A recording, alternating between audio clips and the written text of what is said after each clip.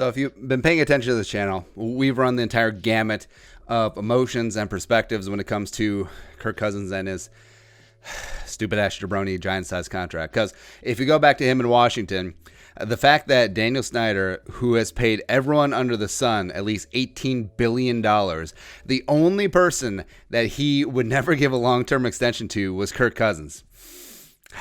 That kind of made you go, huh. And the fact that everything Kirk Cousins has done, whether it be Washington, whether it be in free agency, has been designed to suck up every single possible nickel off the table, using maximum leverage between him and his agent, Mike McCartney. Again, respect, financial gangsters, it's whatever. Yeah, minus turning down $6 more guaranteed from the Jets because Jets and the Vikings, stupidest rivalry in sports history, right? But now you're starting to hear reports. So this is from the Daily Norseman. According to Crow and ESPN, reporting blah, blah, blah. Multiple sources toward ESPN that Minnesota's brought offers to the negotiating table, but both sides have yet to agree on a number. Could an extension happen down the road? Sure, but it's more likely that Cousins, who's creating substantial leverage for himself and a strong 2019 season, is going to see what other quarterbacks make in free agency, particularly Dak Prescott, for agreeing to anything and blah, blah, blah, blah, blah, blah, blah, blah, blah. All right, so bottom line, Vikings have been like, hey, paisan, hey, why don't you come to the table? And from their perspective, you sort of get it, even though Kirk Cousins, it's still TBD on if he actually is worth that contract. Does he deserve to be the highest paid quarterback in the NFL yet again? I think him winning that road playoff game, which is awesome against Saints, it complicates the equation because I still am not sold if he truly is a franchise guy. Now, he certainly has flashes of it. Go back to October and see how he can rock and roll. But it's a spot where everything around him needs to be perfect, and then he can get it done. But if that's the case, his massive salary just sort of it's a dichotomy that doesn't really work itself out, where how can you really field a very good, successful team around him unless you hit on every single one of your draft picks if he has that massive monstrosity of a contract on the books. And the Vikings, $31 million in cap it in 2020, have approached Cousins. They've been like, hey, we like you. We want to extend you 2-3 years, and then we can convert your 2020 salary into a roster bonus, spread that out, help out the team a little bit. But Kirk is like, Nah. I'm good, because if Kirk Cousins truly wanted to win, and 2020 is a season where everyone is all in, all the chips are on the table, Zimmer, Spielman, everything, don't you think that he would try to do everything possible to help out the team? Don't you think that would be the case? He'd be like, Kirk, we need to lower your $31 million cap hit so we can keep an Everson Griffin, so we can keep an Anthony Harris, so we can keep Mac Alexander, so we can go out and sign you some gosh darn offensive linemen that are actually worth two shits. Yeah, I said gosh darn and then two shits, whatever. But Kirk is still like, nah. And players, there's an unwritten rule in the NFL where players don't talk about each other's money, right?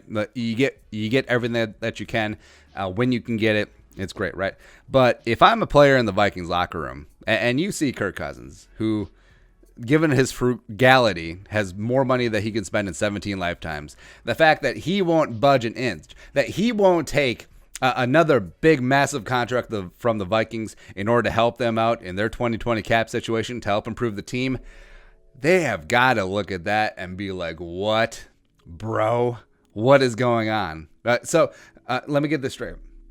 The Vikings, the team that you currently play for, have deemed you worthy to receive an extension, but you're saying no to a massive pile of guaranteed money because you want a slightly larger pile of guaranteed money to go with already your giant, large pile of guaranteed money in order that you won't help out the team. Is that what we're getting at right here? Because we've talked about it. If Kirk hits open free agency next year, you see Ryan Tannehill getting $29.5 million a year. I bet you Dak is going to get somewhere in $34-35 million a year. Kirk will get $40.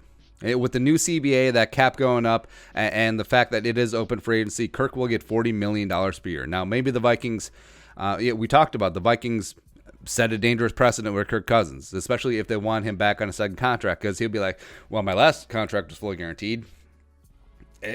So maybe they're offering him, like $31-32 million a year, 2 to 3 years fully guaranteed. And he's like, no, because he knows that he can get $38, $39, $40 million per year fully guaranteed. And every single extra nickel matters to Kirk Cousins. I mean, it's frustrating.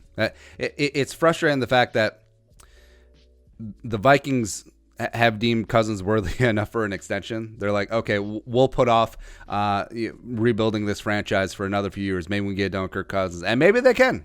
I mean, we saw it flashes last year that Kirk Cousins can get it done. Not against teams with winning records and not necessarily in prime time, except against the Cowboys. But, But maybe the Vikings just take this, pull a full 180 on it. Instead of like, you don't want to take our money? Oh, plato o plomo, silver or lead. So now they're just going to give him the lead. Like full on, just draft a quarterback in the first round, not give him any offensive line help, and then wait a year until they get the O-line help. So first round pick, they trade up. They get Bryce. They go up and get Love. They go up and get Justin Herbert. They do all of those things. They're just like, screw you, Kirky. Walk the plank. Yeah, walk away and then sign with San Francisco for $40 million, and the Vikings will get a fat ass 2022 compensatory draft pick because there'll be 2021 free agency. But the fact that I was on the fence on if the Vikings should even extend an olive branch out to Kirk Cousins just to be like, hey,